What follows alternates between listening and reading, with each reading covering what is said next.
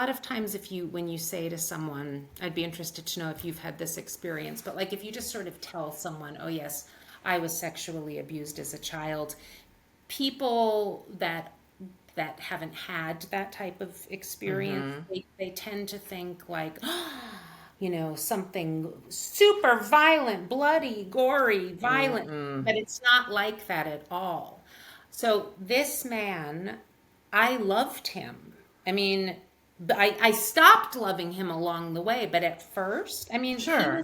he was the guy who would take us for ice cream and who was fun, and we'd play Twister, and he was funny, and he was just a barrel of laughs, and he always had a surprise for he was the quintessential grooming pedophile, but it was very effective on a 10-year-old kid. And so when he started molesting me, I it wasn't violent. It was gross. It was embarrassing. It was uncomfortable. It was disorienting, Confusing. extremely confusing. And so unexpected. I totally did not have any language for that or understanding. So there was no way to even really conceptualize what was happening. And Yep. so the way I dealt with that psychologically is that I would just kind of freeze and let him do what he was going to do.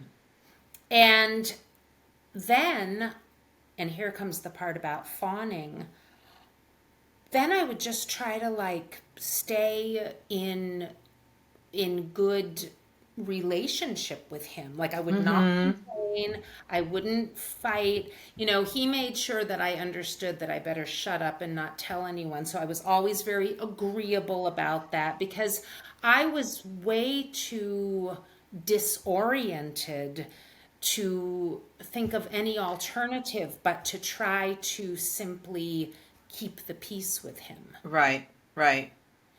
And so to talk about fawning, the definition I like to use for fawning is it's the shape shifting and the pleasing and the compliance and the accommodating that one does in order to ensure relational safety. Exactly. And safety is an interesting word because, again, it goes back to what I was saying, like that thing.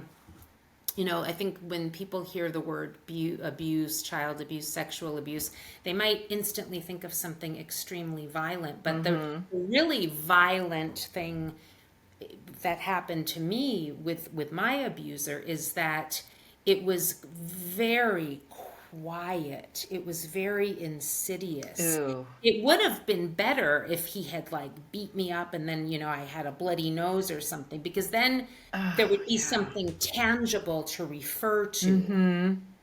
But instead, the wound more than anything was psychological, and I became Yeah. a world-class fawner. People pleaser.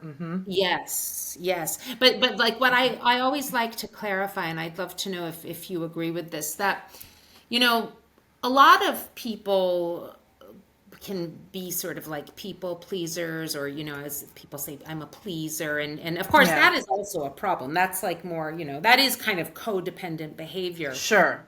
But, there's different gradients. And I think what's important to to acknowledge when we talk about surviving childhood trauma and fawning that comes from complex trauma is that that's like a survival mechanism. Yeah.